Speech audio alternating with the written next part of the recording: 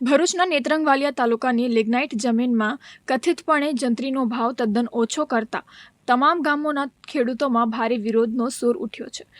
આ મુદ્દામાં મિલકતોના મુસદ્દારૂપ અવમૂલ્યાંકન સામે સખત વિરોધ ખેડૂતો કરી રહ્યા હોવાથી જેમાં સુધારો કરવા માટે માંગણી કરવામાં આવી છે। 2024 જંત્રીનો સૂચિત ડ્રાફ્ટ સરકાર દ્વારા રજૂ કરાયો છે તે વાલિયા તાલુકાના તમામ ગામોના ખેડૂતોને અસ્વીકાર્ય છે અને સરકાર દ્વારા મિલકતોના મુસદ્દારૂપ અવમૂલ્યાંકનનો સખત વિરોધ ખેડૂતો કરી રહ્યા છે। આ બાબતે ખેડૂતોએ ભરૂચ સાંસદ મનસુખ વસાવાને રજૂઆત કરી હતી। 2024 ડ્રાફ્ટમાં મિલકતોના જંત્રી દર 2011 કરતાં પણ ઘટાડી સરકાર અને વાલિયા તાલુકાના લોકોને કોઈ ફાયદો નથી, નુકસાન થયેલ છે।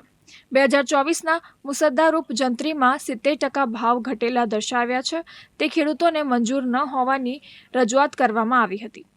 ખેડૂતોએ જો જમીન લેવી હોય તો એ જમીનને પેરેલમાં આ જમીન સંપાદનમાં લોકો આપવામાં વાંધો નથી, પણ જંત્રી ઓછું કરીને જે ખેડૂતોને અન્યાય કરવામાં આવે છે એ કોઈ પણ સંજોગોમાં ચલાવી લેવામાં આવે। આ વડીલો પાર્જિત મિલકત છે। આપની અપેક્ષા મુજબ જો આપની માંગ ન સ્વીકારાય તો શું આગામી આપની રણનીતિ રહેશે? અમે સરકારને મનાવવા પ્રયત્ન કરીશું। અમે યોગ્ય જગ્યાએ સરકારમાં રજૂઆત કરીશું। એ રજૂઆત કરીને અમે જંત્રીના ભાવ વધારવા પ્રયત્ન કરીશું।